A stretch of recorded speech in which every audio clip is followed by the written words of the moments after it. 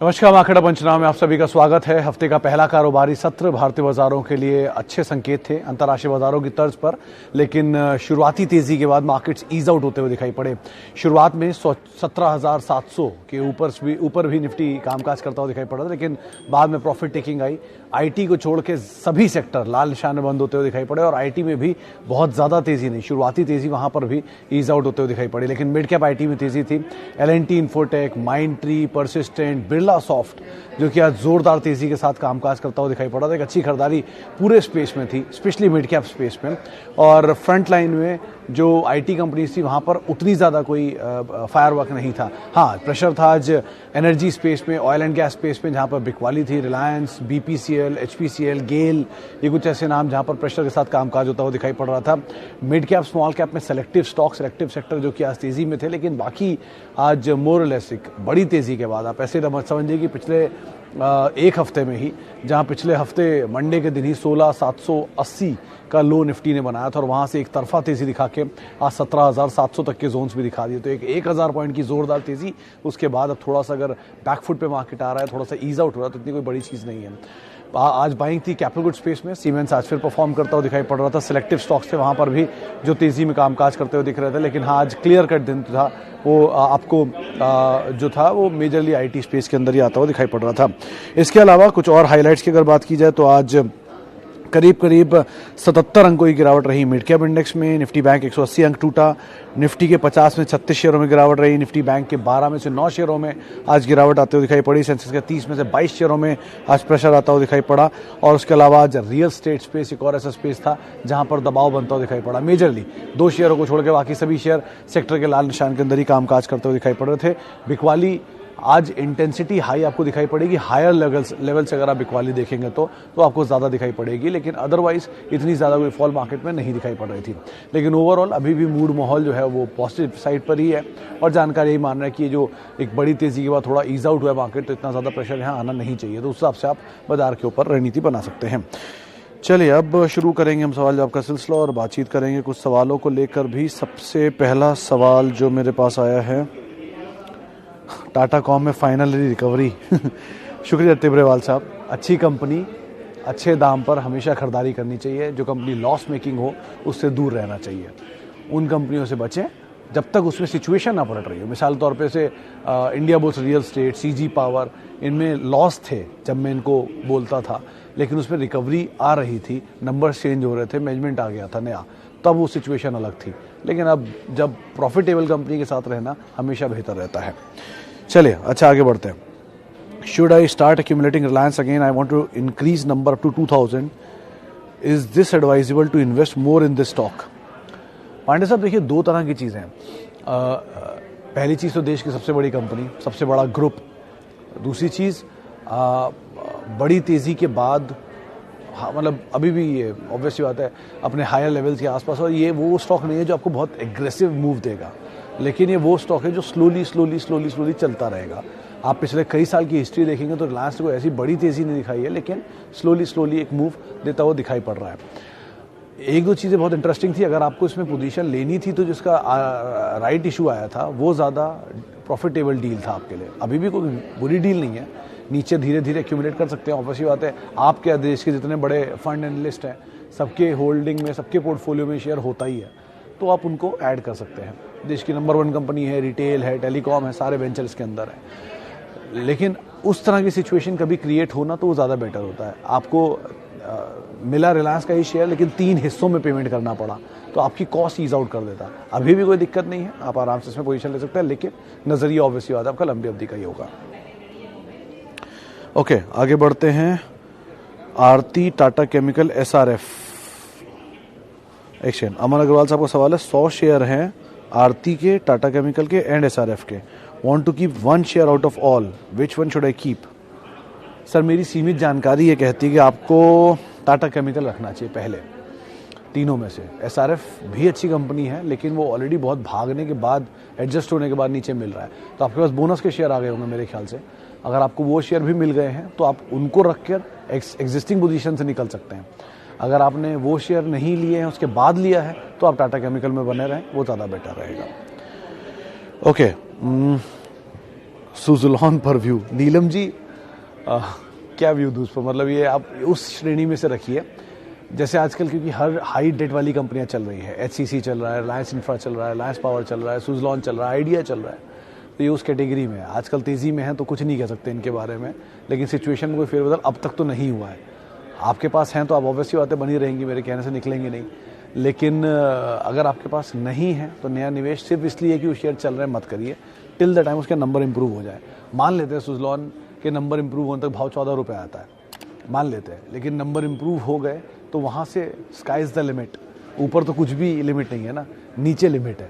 तो इसीलिए अगर नंबर इंप्रूव हो जाए, थोड़ा महंगा ही मिलेगा ना, लेकिन उसके बाद तो सिचुएशन आपको पता ही है, अभी सिचुएशन नहीं पता है, इसलिए अनसर्टेनिटी है, अवॉइड करें। जब तक अगर आपके पास हैं तो बात अलग है, लेकिन नहीं है तो नए निवेश के लिए आप उसमें मत जाएं। ओके, आगे बढ़ते हैं। और कैम्स, चौहान साहब, इनफैक्ट कई सारे सवाल हैं, चौहान साहब का खाली मैं नाम ले लेता हूँ, लेकिन आज ब्लॉक हुआ, एक 7.5% इक्विटी का एक ब्लॉक हुआ था, उस ब्लॉक के बाद वो शेयर नीचे आया, 950 करोड़ रुपए के आसपास की वो पूरी डील पड़ी है। किसने लिया है अभी तक क्लैरिटी नहीं है, इसलिए कुछ कह नहीं सकते, लेकिन अदरवाइज कंपनी का कारोबार बुरा नहीं है, हायर लेवल से काफ़ी करेक्ट भी हो चुका है। आप सो फार इनकी सिचुएशन पे, इनके नंबर्स पे, किसने ब्लॉक में पैसा डाला है उस पर नज़र रखें, 2-4 दिन में वो क्लियर हो जाएगा, लेकिन अदरवाइज आप इसमें बने रहें। इतनी बड़ी तेज़ी दिखाई है तो ईज आउट तो होगा ही ना, होने दीजिए थोड़ा सा, ब्लॉक के जो क्लैरिटी आएगी या डिटेल आएगी उस पर आप ज़रूर नज़र रखिए, किसने लिया, क्योंकि किसने बेचा इज़ नॉट इम्पॉर्टेंट, किसने लिया इज़ इम्पॉर्टेंट, तो वो आप देख लीजिएगा, लेकिन अदरवाइज कंपनी में कोई ऐसा इशू नहीं दिखाई पड़ रहा है। Okay, is chemical sector good sector to invest for long term? Agrawal साहब, हाँ क्या दिक्कत है, केमिकल तो बढ़िया है, लेकिन डिपेंड करता है आप कौन से वाली कंपनी के साथ रहना चाहेंगे।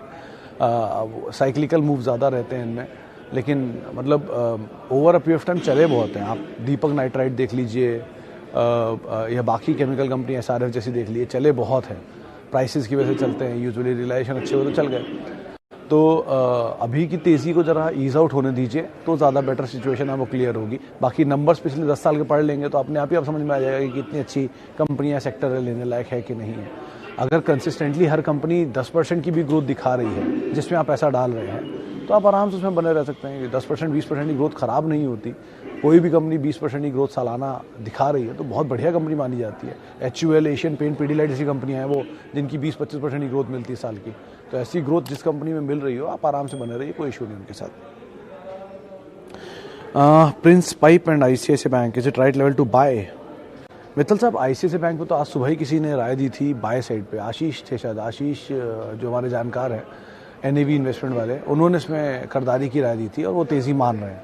और ICICI बैंक ऑब्वियसली बात है, फंडामेंटली साउंड स्टॉक है, देश का सबसे बड़ा निजी बैंक है, नियर टर्म में भी वो तेज़ी मान रहे हैं और लॉन्ग टर्म के लिए 1000 रुपये के टारगेट्स भी सुन रहे हैं, तो आप आराम से इसमें बने रह सकते हैं, नया निवेश भी कर सकते हैं। प्रिंस पाइप के केस में आप इनसे कंपैरिजन नहीं है, एटलीस्ट ऑब्वियसली बात है, आप एक तरफ ICICI बैंक रख रहे हैं, दूसरी तरफ प्रिंस पाइप, तो वो तो नॉन फीजिबल है, लेकिन बेटर यही है कि आप ICICI बैंक के साथ रहें, वो ज़्यादा बेटर रहेगा। Okay, ICICI bank should I, इस पे बात हम कर चुके हैं ICICI बैंक पे। एक्सिस बैंक, जैन साहब, एक्सिस बैंक के केस में भी मतलब टॉप 5 बैंक्स के अंदर तो आता ही है, कम से कम शायद 2 साल पहले एक NPA को लेकर सिचुएशन थोड़ी ज़रूर ख़राब हुई थी, लेकिन हैविंग सेड दैट, सूटी का जो स्टेक था 3 मेगा कंपनीज़ में, L&T, एक्सिस एंड ICICI, वो धीरे धीरे ईज आउट हो रहा है, और जैसे जैसे वो ईज आउट होगा ये इस कंपनी के लिए पॉजिटिव होगा, तीनों के लिए, क्योंकि गवर्नमेंट जैसे ही एग्जिट करती चली जाएगी पूरा वैसे हैंगओवर खत्म होगा कि ऊपर के लेवल बिकेगा बिकेगा बिकेगा, तो वो अब शायद ईज आउट हो गया इन सब के लिए। तो आप बने रहिए, वैसे भी एक्सिस बैंक में कोई प्रॉब्लम नहीं है आपको बने रहने में, टॉप 5 बैंक्स के अंदर आप हमेशा बने रह सकते हैं। एक्सपेरिमेंट करना चाहते हो तो बात अलग है, लेकिन axis, HDFC, ICICI, Kotak, specially Kotak, इनको आप अवॉइड मत करिए। स्पेशली कोटक इसलिए बोल रहा हूँ क्योंकि ICICI बैंक, HDFC बैंक के केस में उनकी सारी सब्सिडरीज लिस्टेड है। मिसाल के तौर पे ICICI की सिक्योरिटीज़ लिस्टेड है, ICICI का लोम्बार्ड लिस्टेड है, जनरल इंश्योरेंस लिस्टेड है, प्रूडेंशियल मतलब लिस्टेड है, लेकिन HDFC के केस में HDFC लाइफ लिस्टेड है, HDFC बैंक का HDFC हाउसिंग डिपार्टमेंट लिस्टेड है, और आप HDFC में AMC लिस्टेड है, लेकिन कोटक का कोई कारोबार लिस्टेड नहीं है, सारा कारोबार उनके अंदर है। तो अगर उस तरह की ग्रोथ जो सेक्टर के बाकी पीयर दिखा रहे हैं, अगर वही ग्रोथ या उससे थोड़ी भी कम ग्रोथ कोटक की सब्सिडरी भी दिखा रही हैं, तो उसकी वैल्यू कितनी होनी चाहिए उसका अंदाज़ा लगा लीजिए आप खुद ही, क्योंकि सब कुछ उसके अंदर ही है अभी, और कभी ना कभी वो वैल्यू एक्सप्लोड होनी चाहिए। तो कोटक के अंदर ज़्यादा वैल्यू है इन सबके कंपैरिजन में, आप उस हिसाब से उसको देखिएगा। Okay, should I purchase SBI card at this level? Patel साहब, ईज आउट तो हो रहा है, मतलब पहले से तो बहुत बेटर हो गई सिचुएशन लेने के लिए। और याद रखिएगा, फॉलिंग मार्केट में रिस्क सबसे कम होता है किसी भी शेयर को लेने का, जब वो अपने बॉटम के आसपास होता है। मार्च का लो 650 शेयर के 650 रुपये के आसपास था। बहुत ही बेसिक अर्थमेटिक आपको बता देता हूँ। आप मार्च के समय पर, जो मार्च 2022 में जो लो बनाया था, उस समय का प्रॉफिट देख लीजिए कितना है, उस साल का प्रॉफिट देख लीजिए भले कितना है, वो ट्रबल टाइम था। और आज का प्रॉफिट देख लीजिए कितना है। अगर कंपनी उस तरह के प्रॉफिट में वो भाव दिखा रही है जो उस समय था, तो प्रॉफिट तो बढ़ा, लेकिन भाव कैसे हो गया बिना एडजस्टमेंट के, तो इसका मतलब वैल्यू है, आप जा सकते हैं। तो आप वो वैल्यू देखिए और एंटर कर जाइए।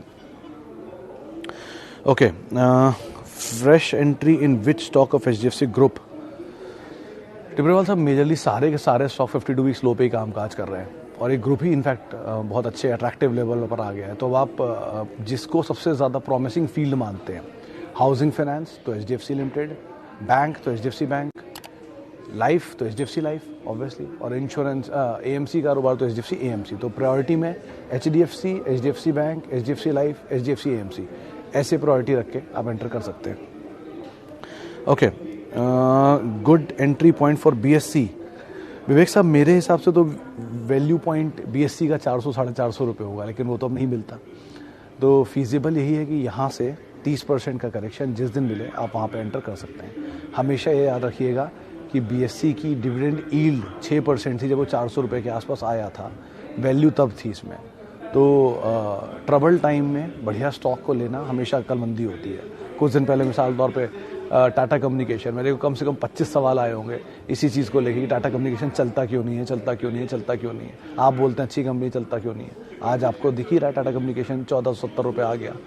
बुरा समय था, बीत गया, अच्छा समय आएगा, वही बीती जाना, एंड ऑफ द डे। लेकिन खैर, बेस्ट इज ऐसे कोई ट्रबल टाइम में मिले सिचुएशन तो आप ज़रूर एंटर करिएगा। ओके, बजाज फाइनेंस 6250, कोई इशू नहीं है ऋषभ साहब, आराम से इसमें आप बने रहिए, कोई कुछ भी मत करिए। नीचे मिले आपकी खरीदारी से थोड़ा और 1 शेयर, 2 शेयर, 5 शेयर, 10 शेयर धीरे धीरे ऐड करते रहिए।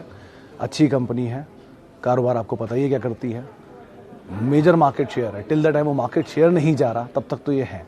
आपको अगर इसके बारे में कुछ भी जानकारी लेनी है तो सबसे अच्छा तरीका है बिग बाज़ार जाइए, शॉपर स्टॉप जाइए।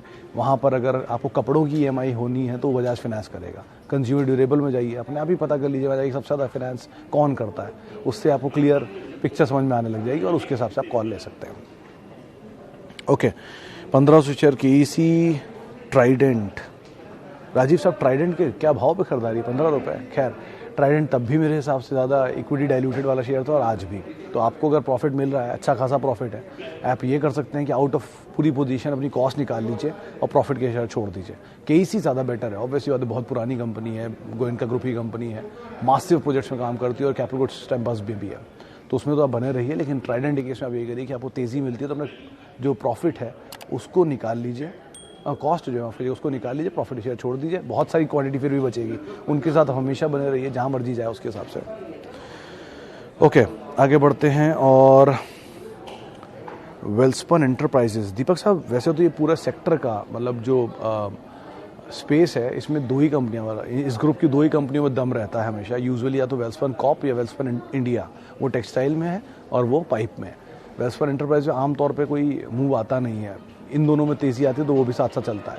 तो ये मोमेंटम बेस्ड स्टॉक है। अब आप मोमेंटम प्ले करना चाह रहे हैं तो ज़रूर बने रहिए, लेकिन जाना चाहते हैं पाइप में तो कॉप और टेक्सटाइल में तो इंडिया, इसके हिसाब से आपको कॉल लेनी होगी। ओके, लास्टली सुबेक्स 58, ललिता जी का सवाल। ललिता जी, इसमें 2 बड़े डेवलपमेंट हुए हैं। एक तो टेक महिंद्रा की मैनेजमेंट में से एक बड़ा नाम सुबेक्स के अंदर आया है, जो इन्होंने फ्राइडे को क्लैरिफिकेशन दिया था।